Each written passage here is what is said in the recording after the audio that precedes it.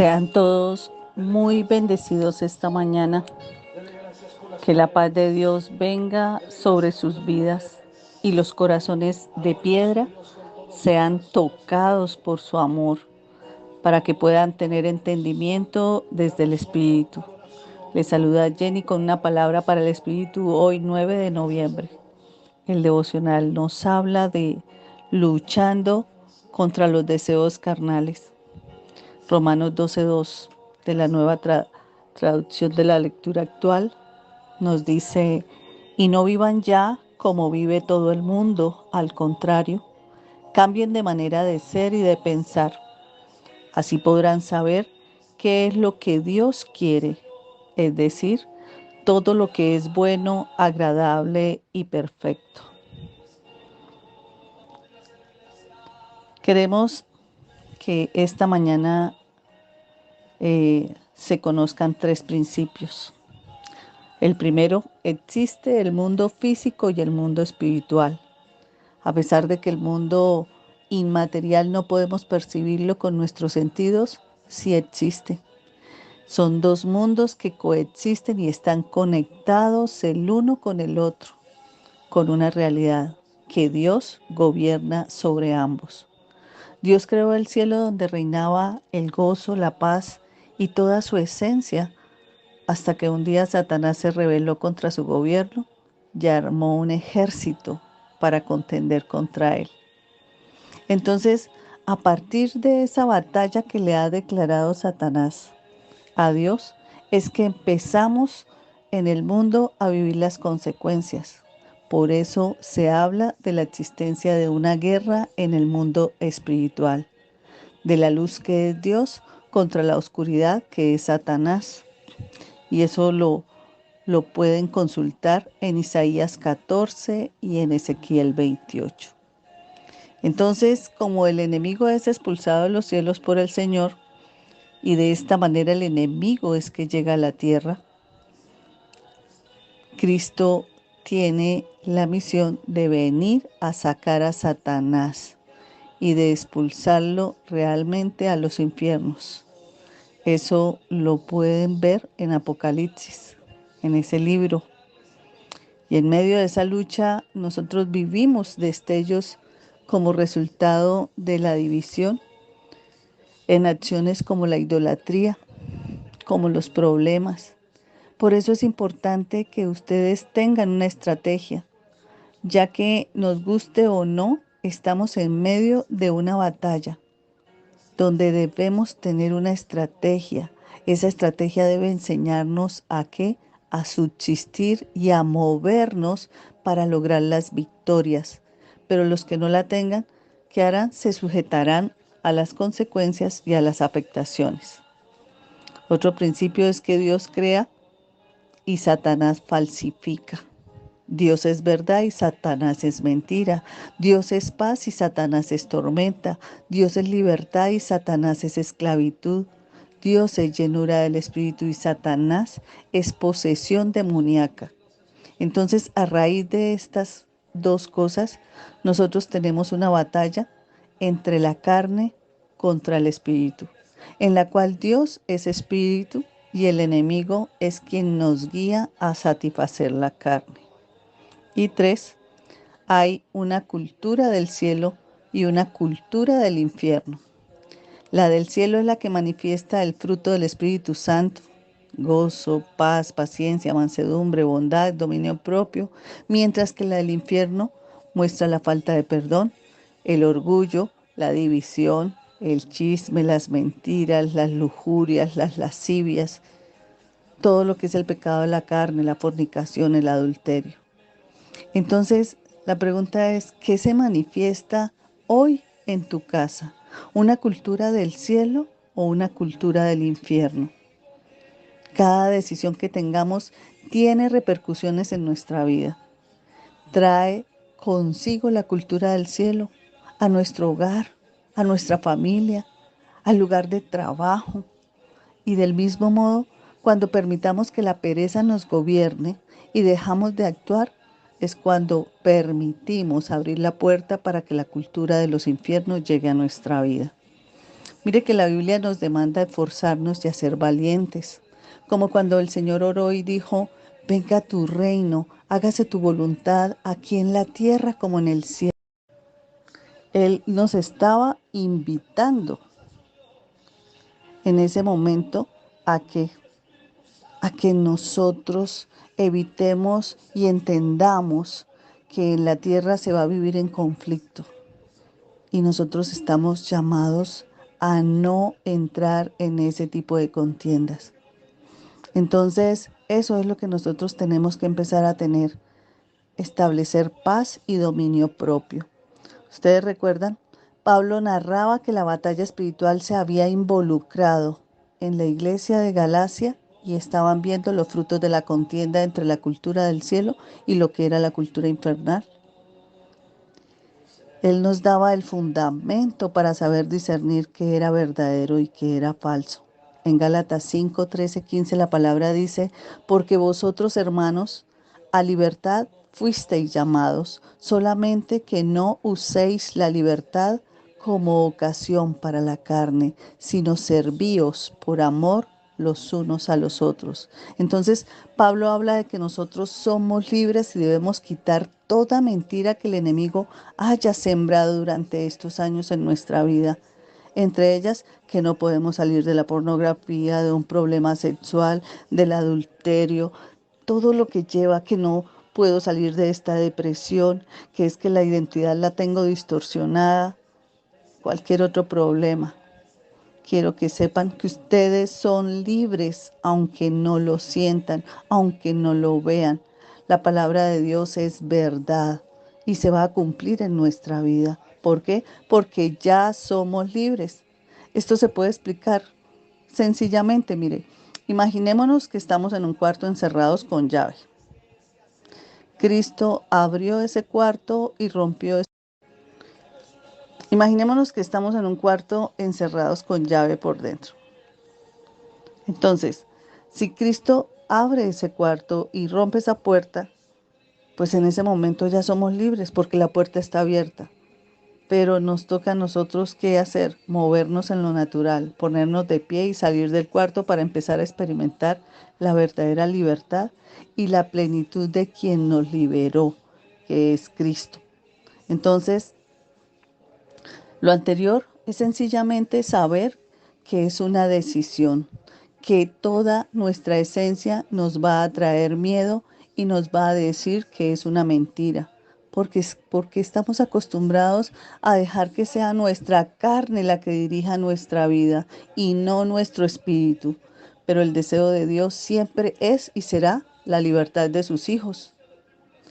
Entonces, en Gálatas 5, 14, 15 nos ratifica, porque toda la ley en esta sola palabra se cumple. Amarás a tu prójimo como a ti mismo, pero si os mordéis y os coméis unos a otros, mirad que también no os consumáis unos a otros. Ahí habla de dos tipos de personas. La primera persona es aquella que su carne le lleva a ser rebelde contra Dios. Sabe lo que tiene que hacer, pero hace lo que quiere. Cuando decidimos así sobre nuestra vida, nosotros dejamos que nuestra carne nos controle. También se habla de otra persona que es el de la religiosidad. Aquel que vive sintiéndose mejor que los demás porque sigue las reglas y cree que su propia justicia lo puede llevar a heredar o recibir. Todos tendemos a ser alguno de los dos, o el rebelde o el religioso. Incluso dentro de un mismo hogar se puede encontrar ambos tipos. En Lucas 15, 11, 32 se veía, vemos como un hijo en rebeldía se apartó de su padre y se fue a desperdiciar su herencia, para luego volver arrepentido al padre, quien en gracia lo recibe. Lo invita y le hace una celebración, pero había otro personaje, el hijo mayor, que no desperdició la herencia y se quedó en casa siguiendo las reglas.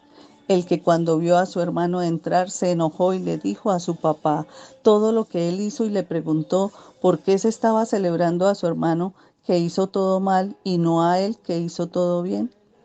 Si no somos capaces de celebrar la gracia para otro hermano, somos religiosos, porque creemos que las reglas son más importantes que la gracia y esta no nos garantiza el único camino para la relación con Dios, ya que no es por nuestras fuerzas, sino por lo que Él hizo en la cruz por nosotros. Gálatas 5:16 dice, digo pues, andad en el Espíritu y no satisfagáis los deseos de la carne. Entonces, también existe otro personaje y es el que se deja guiar por el Espíritu Santo, ese que nos fue dado por gracia. Esta es la verdadera forma de llevar nuestra fe, de vivir una constante gracia, guiados por el Espíritu Santo para poder heredar y recibir lo que el Espíritu ha preparado para nuestra vida. Porque el deseo de la carne es contra el Espíritu y el del Espíritu es contra la carne. Y estos se oponen entre sí para que no hagáis lo que quisierais. Eso lo dice Gálatas 5:17. Entonces ahí es donde vemos el conflicto de las culturas de nuestra carne y del espíritu, donde nosotros somos nacidos de nuevo, pero nuestra carne no es removida. Por lo tanto, nacer de nuevo significa tener la posibilidad de acceder a los frutos y bendiciones de ser unas personas que cultivamos en el Espíritu y no que evitaremos todas las luchas. La carne nos guía a deseos pecaminosos de no hacer las cosas del Señor o de pronto de que malgastemos el tiempo en otras cosas que son menos importantes que las cosas espirituales, mientras que el Espíritu nos lleva a crecer en nuestra fe. Gálatas 5:18 dice, pero si sois guiados por el Espíritu, no estáis bajo la ley. Una lucha espiritual es una lucha de identidad. El que está en Cristo peca, pero vive confiado. Y esto no significa la expectativa, sino seguro de que Dios es verdad. Y si Dios nos dijo que íbamos a ser libres y a vivir en paz, Él nos va a cumplir su palabra. Es aquí donde vemos el dilema entre el creyente y el no creyente, ya que ambos tienen problemas y tentaciones, pero como creyentes somos nacidos de nuevo. Por ende, nuestros deseos son reconstruidos como parte de esa esencia en la que no deseamos las cosas del mundo, sino las del Espíritu. La obra del Espíritu Santo en nosotros nos lleva a una transformación desde adentro hacia afuera. Se transforma nuestro actuar y la forma en que nos vemos y también lo más profundo de nuestra esencia y deseos. Por eso, quien realmente ha recibido al Espíritu Santo no se obliga a leer la Biblia, a orar, a adorar, a predicar, a estar con sus hermanos o a ir a la iglesia, sino que disfruta hacer todas estas cosas. Entonces, miren, no nos obligan. Si buscamos los deseos y las obras de la carne, no conocemos a Cristo. Podemos ser tentados, pero no buscar el pecado. Existen varios versículos bíblicos donde ustedes pueden consultar. Gálatas 5, 19, 21. Pero mire, encontramos los pecados sexuales. En cuanto a los pecados se refiere a que se habla de todo tipo de manifestación sexual fuera de un matrimonio, el heterosexual o el impuro que lleva a la vergüenza, como la masturbación, las pasiones sensuales, la falta de decencia y la falta de dominio propio. Están los pecados espirituales, basados en la idolatría. No es solo arrodillarse ante un ídolo físicamente, sino cualquier cosa que se convierta en nuestro centro y pongamos como más importante que Dios. A veces tomamos como Dios el trabajo, el ejercicio, una persona, una relación. Entonces, por su parte, también la hechicería consiste en una espiritualidad fuera de las normas del Espíritu Santo. La brujería, practicar la suerte, la lotería, los juegos de azar o similares. Y existen también los pecados sociales. Se refiere a temas como hostilidad, a las peleas, a la rivalidad, a los celos, a la envidia, también a la furia, a la ambición, al egoísmo. Son personas insaciables que nunca están conformes, siempre buscan más dinero, viven individualmente y se preocupan solo por sí mismos y no por los demás. Puede que alguna persona diga que conoce perfectamente de estas cosas, pero el orgullo hace que se aleje de estas situaciones. Así que pensemos que no tenemos ningún pecado. Miren que hay que mirar y revisar muy bien. Gálatas 5, 22, 24 dice, mas el fruto del Espíritu es amor, gozo, paz, paciencia, benignidad, bondad, fe, mansedumbre, templanza. Contra tales cosas no hay ley.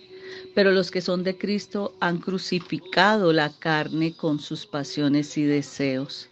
La carne no se administra ni se trata, se sacrifica. Lo que nos lleva a carne nos va a alejar de Dios y lo que nos acerca del pecado nos va a distanciar. Así que si amamos al Señor, tenemos que tener el pecado lo más lejos de nuestra vida para de esta forma tener a Dios mucho más cerca.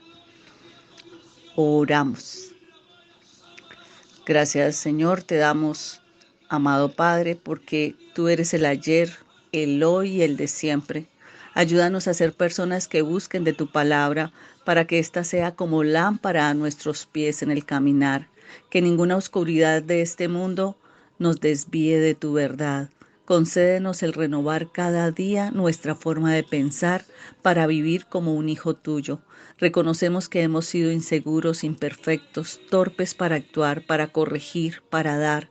Perdónanos porque nos hemos movido en nuestro sentir, porque accionamos lo primero que se nos ocurra, porque nuestra manera de pensar nos ha traicionado y esclavizado. Por eso hoy, Señor, quiero que sujetes nuestra carne, que nuestro corazón de piedra sea transformado, que ese fuego de hoguera que se aviva en nuestro espíritu venga y consuma todo lo que encuentre que no ha sido plantado por tu gracia. Haz de cada uno de nosotros más como tu naturaleza. Queremos aprender a vivir como hijo para ser modelo a nuestros hijos.